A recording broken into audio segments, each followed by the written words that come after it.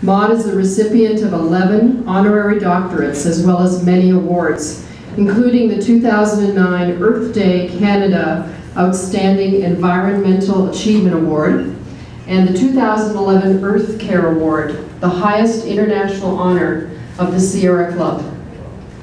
In 2008-2009, she served as senior advisor on water to the 63rd President of the United Nations General Assembly and was a leader in the campaign to have water recognized as a human right by the UN. She's also the author of dozens of reports as well as 17 books, including her latest, which will be released in September. It's called Blue Future, Protecting Water for People and the Planet Forever. Well, thank you very, very much, everybody. I want to be sure that this is, I'm just going to lower this a bit. All right, how's that? Can you hear me?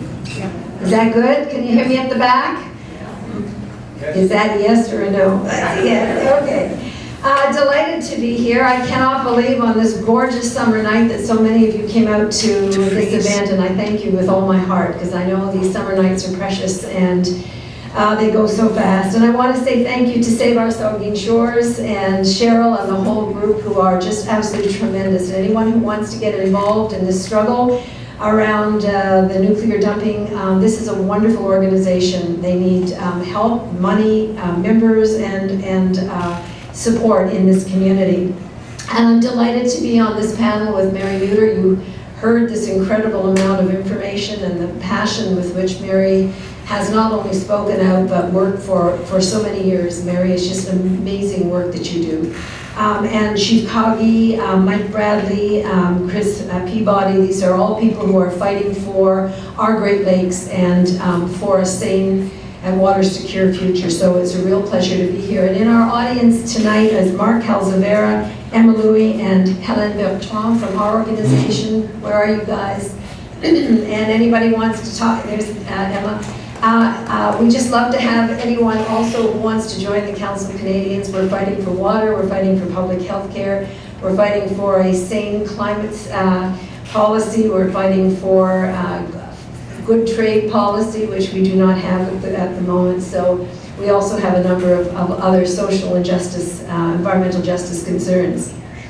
I want to talk a little bit about the global water situation and then come back to the Great Lakes. But I think when I've been on the tour, Cheryl read some of or I guess most of the places that I've been on this tour, and it really has been a very moving kind of thing to be in so many different places. And of course the Great Lakes are very big, so you can be in one place and somewhere quite far away, but to know that it's really one watershed and to really have that sense and to stand on these shores and try to picture it as one watershed has been a really moving kind of thing. But I also know that when you look out at the water, even when you see it receding, it's also, you don't see the horizon. So it's kind of hard to think about the possibility that these lakes might not be here, or certainly not here in this form one day. And so I want to start off just telling you about some of the work that's being done internationally on the whole issue of water. Because it's pretty well accepted now that this lesson that we all learned back in grade 6, which is that you can't run out of water, it's a cycle of the hydrologic cycle, and it goes round and round and there's nothing you can do about it, is actually not true. That we are actually a planet, running out, no, I'm fine, I've got water, thank you. We're a planet running out of available fresh water. That means doesn't mean the water is not still on the planet somewhere, but it's where we cannot get at it. We're either polluting it, we are putting it in food for a global food trade, and we're shipping it all over the world in something called virtual water exports. And by the way, that's one of the big issues around the Great Lakes, is how much of the water here is used to produce food that is then literally exported away from not just the watershed, but from the countries. We're also taking water from rural wilderness communities or areas, and we're moving it into great big cities. And these cities are 5, 10, 20, 30 million people. And if they're anywhere near the ocean, we're dumping the water in the ocean. We're not returning it to the land. And so we are literally over extracting our rivers to death, and we are now mining groundwater using borewell technology that didn't exist before the 1950s, and certainly has been wildly improved in terms of how much water it can extract. And we are now, one global study tells us, doubling the groundwater takings every 20 years around the world. And basically what this means is that we are pulling up ancient water and using it up far faster than it can be replenished. Just a couple of studies to tell you. One was of water takings around the world and the demand and supply that was coordinated by the World Bank, but done by the big water-intensive industries, including the bottled water companies. They said by the year 2030, the demand for water in our world will outstrip supply by 40%. That's really hard to get a handle on what that means, but it means that a whole lot of people are going to die, and a whole lot of species are not going to make it. We also know that there are whole watersheds drying up. The Aral Sea, which is once the 4th largest lake in the world, was so big it was called a city. Lake Chad in Africa, which was the 6th largest lake in the world, are both almost gone. We've been told by the U.S. Department of Agriculture that the Ogallala Aquifer, which is the aquifer that runs down the western spine of the United States and produces most of the food for U.S., but also is the basis of a global water trade, will be gone in our lifetime. That was a statement by the Department of Agriculture. A study just came across my desk this past week by Greenpeace in China that said, and this is mostly for coal-fired hydroelectric power, they are dredging their rivers so strongly that half of the rivers in China have disappeared since 1990. You could not make this stuff up. I mean, you could not exaggerate what we're dealing with. And in fact, this groundwater study said that if the takings around the Great Lakes are at the same rate as groundwater takings or groundwater extraction around the world, the Great Lakes could be, and I quote, bone dry in 80 years. This is a quote from this international study led by a man named Mark Bierkens. So we are dealing with a planet that, in my opinion, is in crisis. And when we talk about climate, we tend to think about greenhouse gas emissions and warming from greenhouse gas emissions affecting water. We haven't done nearly enough study on how our removal of water from watersheds, our displacement of water from where it was put and where we really should be leaving it, how that impacts climate. And what we know is that when we remove vegetation, we remove the rain, a rainforest. You cut down the forest in a rainforest and the rain goes away. And we now know so much more about how water is and the healthy retention of water in a healthy watershed tempers the climate, and how it is a huge part of the climate story and a huge part of the solution if we were to find it. I have been, of course, doing a huge amount of work on the human right to water, because at the same time that we have this global water crisis, we have the crisis of the people in the world who are too poor to be able to buy water, because in most places, no matter how desperate it is, if you have money, you can still buy water. But I think it's important for us to know that it's not just in the global south that we are seeing people without access to water. And the statistics there are appalling. 1 in 3 children in the global south, a child dies in the global south every 3.5 seconds of waterborne disease. But now we know that tens of thousands of people in Detroit, Michigan have had their water cut off because they could not afford to pay. And of course, you know that Detroit has been declared bankrupt.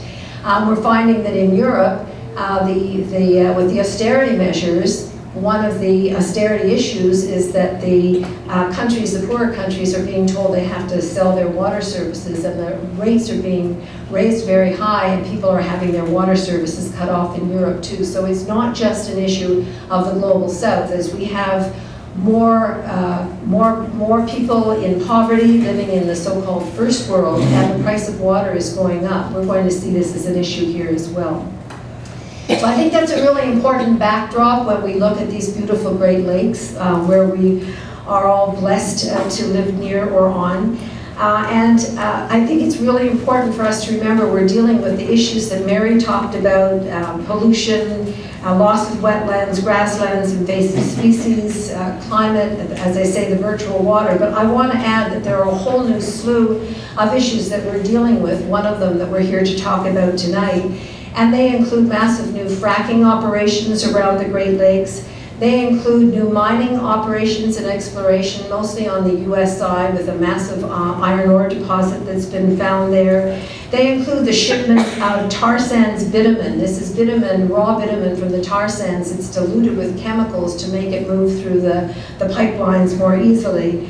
And there's this tar sands going through a pipeline called the Alberta Clipper, which is already being refined in 17 refineries on the US side. We now know that this and other fossil fuels is being transported on barges and ships across the Great Lakes, not just by pipelines, but we know that over 4 billion liters of oil and gas products are shipped on the Great Lakes every year. And just as it is with rail and truck, this is increasing dramatically. Now we find that the report of a tar sands pipeline expansion across the Straits of Mackinac. This is the latest intrusion of tar sands in and around the Great Lakes, and this is the area that connects Lake Michigan and Lake Huron, and they're talking about not only the expansion of this pipeline, but for the first time it will be moving bitumen from the tar sands. And a proposed crude oil transfer dock in Superior, Wisconsin, which will take, now they already refine the bitumen, but now they're going to build a deep dock and take in much more of this bitumen, but put it on barges and ships and ship it back across the Great Lakes, some of it out to the St. Lawrence. What's happening in the tar sands of Alberta is what they call the bubble, because they're producing so much of this stuff, but because of the fights around pipelines, they're not able to get it through. And so they are shipping and moving it by rail and truck transport more and more. And now, of course, we have the threat of nuclear waste, and this has come straight to our shores of the Great Lakes. We owe a big round of gratitude to all those, Mayor Bradley and others, who fought the proposal to ship the spent nuclear generators down through the lakes, through the St. Lawrence, across the ocean to be so-called refined or fixed or whatever in Sweden. And that was a tremendous win, but we now hear that they're maybe selling it to Saskatchewan. So we're working on with people in Saskatchewan who are saying that they don't want this either. And now, of course, as you well know, and what we're here to talk about tonight is that industry wants to build these deep depository nuclear dumps right here on the shores of this beautiful lake. I don't know how to say this except to say it as strongly as I can, that this is an act of insanity. This would be a crime against future generations. This is a crime against nature. This cannot happen. It simply cannot happen. And I want to say as strongly as I can that this is not a left-right issue. This is an issue of common sense. This is an issue of survival. We know what's in this nuclear waste, and to put it anywhere near the lakes that the world is going to need, not just we in this part of the world, but that's why I started off talking about the global water crisis. We have these bodies of water. It is our responsibility to take care of these bodies of water, and we are not doing it. And to even conceive of burying nuclear waste within a kilometer of these lakes is absolutely the most terrible idea I can possibly think of, except perhaps of shipping them on ships across the ocean. This is absolutely unacceptable.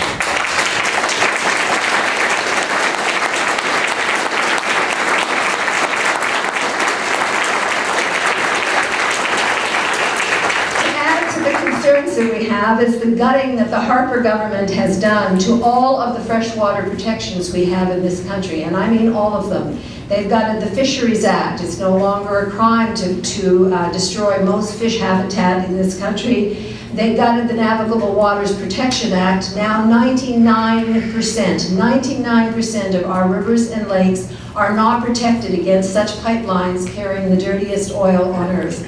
over, around, or under our lakes. They are absolutely not protected.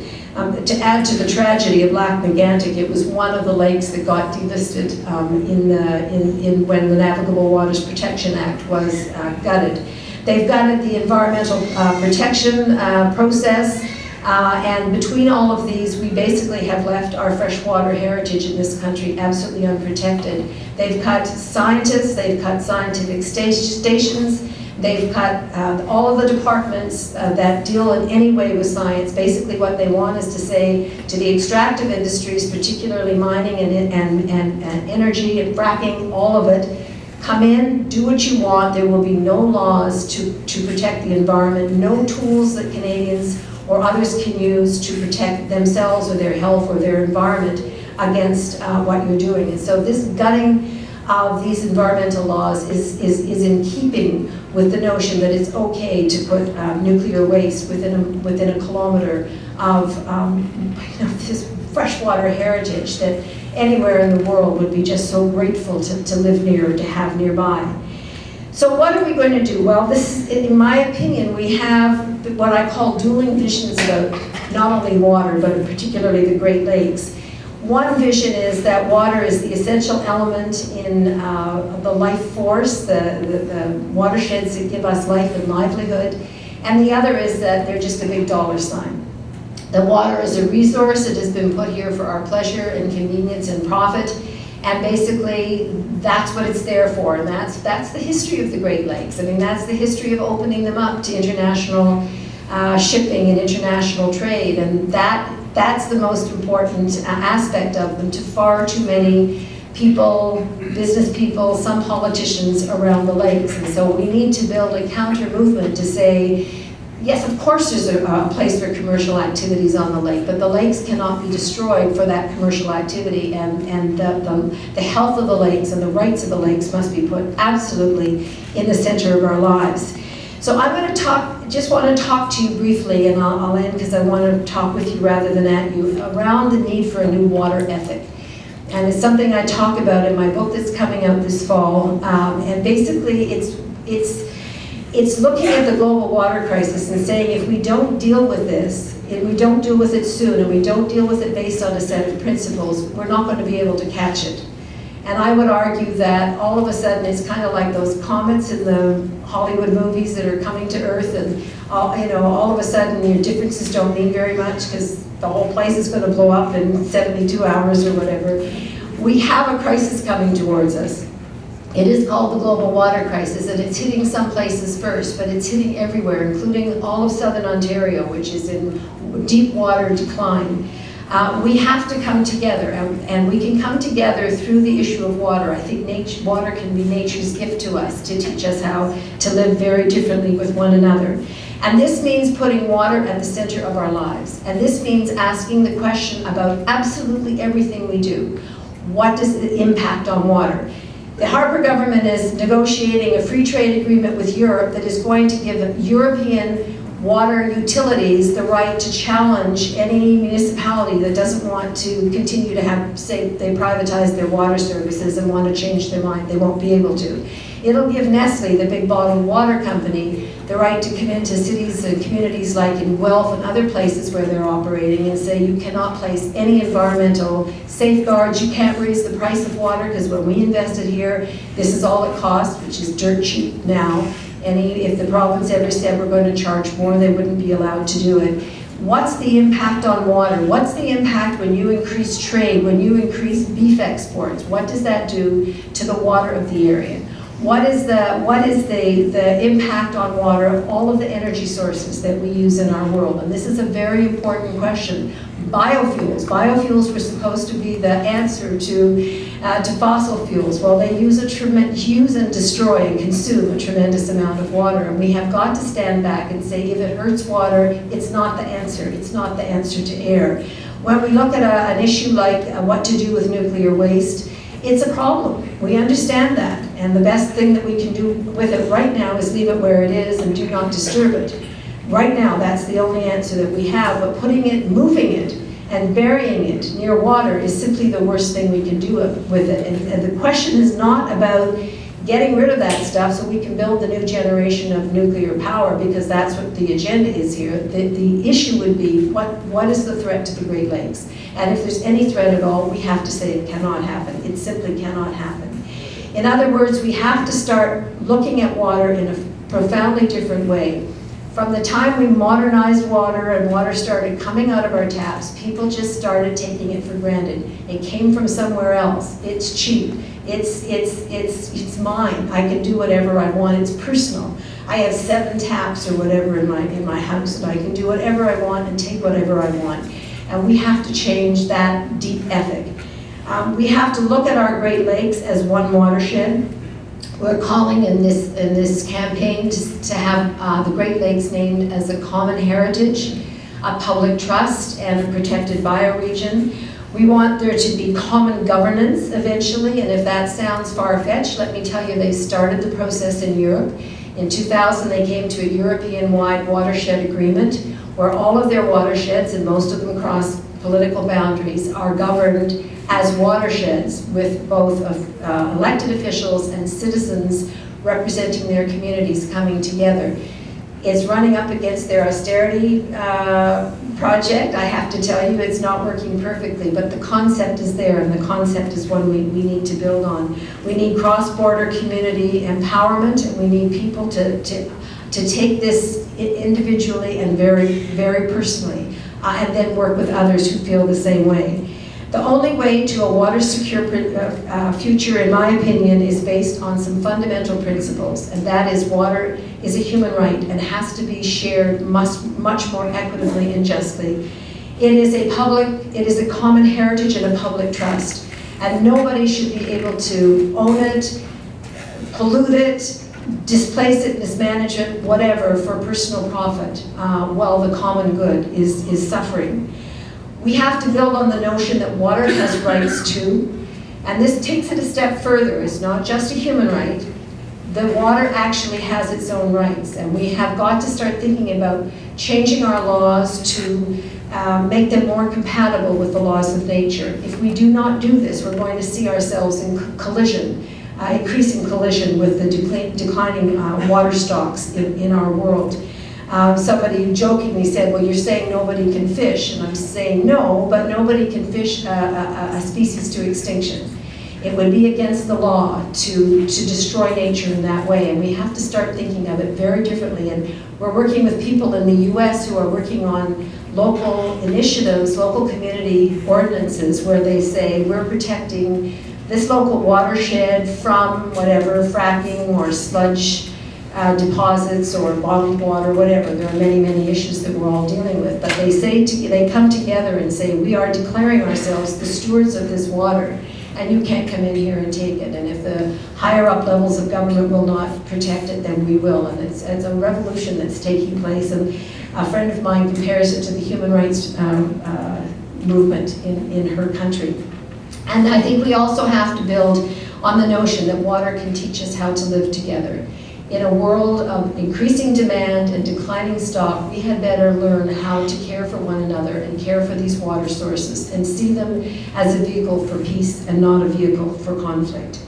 Most of all, each of us have to declare not only their right to care, but their responsibility to care. I have a friend who uses a great line. She says, some people, some of the 1% perhaps, have the right not to know. You're just in a privileged position. You don't have to know about these messy things like poverty and injustice and so on. And what's the antidote to the right not to know? It's the right to care. And if we care, we can take action, and we can do it together. We cannot conceive of allowing the burial of this nuclear waste. This has to be a place where we put our foot down, our hearts and our heads come together, and we say as a community, this simply cannot be. And I just want to end by saying that we worked, Mary talked about this community in Georgian Bay, tiny township, where we worked very closely in the last few years of a struggle to stop the building of a dump site called Site 41. And it had been going on for over 20 years, but the hurdles had all been passed, and they were beginning to move the heavy equipment in. They'd confiscated the farmland. This is prime A farmland. sitting on top of an aquifer called the Alliston Aquifer that was tested to have the cleanest water ever tested in the world. So what do you do with the cleanest water? Well, you put a big dump site on it, right? So they started moving in the heavy equipment, and people had run out of possibilities for stopping it. And so a group of First Nations women from the Beausoleil First Nation set up a peace camp on the adjoining farm. So there's the farm, there's the road, and there's the site. And every morning they would just happen to hold a prayer vigil in front of the trucks before they could arrive. So they held up, and a group of them and us and local farm people and local community people just managed to hold it up long enough that it stopped the construction for the summer because they were going to be moving into frost. And so they started making arrests, and one of my favorite stories is they arrested an 82-year-old woman who was home baking butter tarts for the church bazaar when they arrested her. So she, I knew we were going to win when they were arresting butter tart making 82-year-olds who never so much as had a parking ticket. And she said to the media, if I'm going down for water, and that's okay with me, right? But, yeah.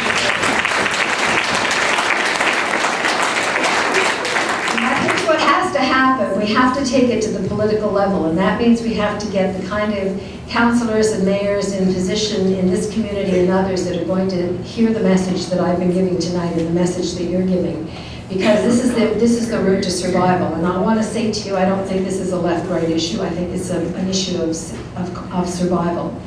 And we can change, and we can watch these politicians change. And just to finish that lovely Site 41 story, we got a vote on a moratorium, finally. 4 summers ago now in August, and we all came to the county council now, Simcoe County Council, and they're made up of the mayors of all these small communities.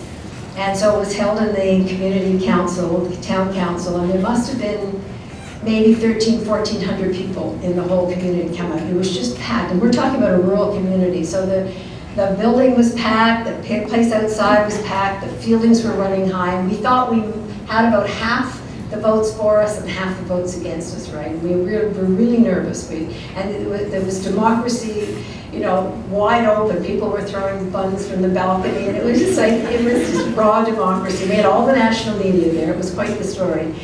And a man got up to speak, the mayor of Tiny Township got up to speak, and the mayor of Tiny Township is a very big person, big man, a retired businessman who loved Site 41 and loved fighting protesters. He used to get up every day and fight the protesters. And we thought, depending on how eloquent he is in favor of Site 41, he's going to sway some councillors. So we were really nervous. He gets up to speak, starts to cry, starts to weep. And he says, when I got up this morning, I was going to come in here and vote against this moratorium, and he turned and he said, you know how I like to fight you guys, he said to the balcony. But he said, I went into my home office, and my grandchildren had found one of the Stop Site 41 signs, and they put it on my desk, and they wrote the word Papa on it, meaning, Papa, you stop Site 41. And he said in that moment, and he's saying this to the national press and hundreds of people in this room, he said at that moment, my job description changed, and I became a steward of the environment. And he said, as long as I live, Site 41 will never open. So people can change. And I guess what I need to say to you tonight is this room full of so many of you on this lovely summer night tells me and tells all of us that this is a movement that can't be stopped, and that we will absolutely win this, that we will stop the proposed dumping of this nuclear waste anywhere near water, anywhere at all, because there's nowhere that is safe to bury it. And I would urge that we build a movement then to take it beyond the nuclear dumping issue and make it an issue about protecting and saving these gorgeous Great Lakes as a commons, as a public trust, as a protected bioregion, as a place where the human right to water is real and understood for us and for all time. It'll take the rest of our lives to do this probably, but then what else have we got to do? Right. Thank you so much.